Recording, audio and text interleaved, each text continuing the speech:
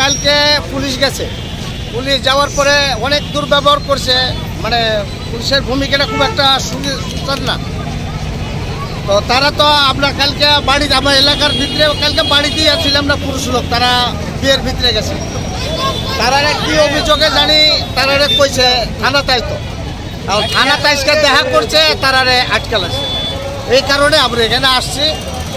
কি অভিযোগ আটকাইছে? অভিযোগ তো আমরা জানি না। রাত তো 12টা বাজে, আমার বাসুর ছেলের বিয়ে, সবাই বরযাত্রী গেছে। আমরা ঘরের মধ্যে, আমার বাড়িতে আমি একলা, আমার শাশুড়ি।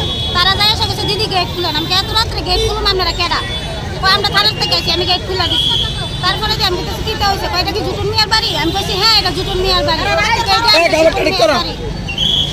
তারপরে দিয়েছে না, বলছি দাদা কিটা হয়েছে এখন না, তারা লোক একটু কথা আসলো, নাম্বারটা দিবি, নেন অসুবিধা না, নাম্বার নিতে নিয়ে আসে সকালে তারা আইসে ওখানে সুমন মিয়া আর টিঙ্কু মিয়ারে তারা আটকে লাইছে।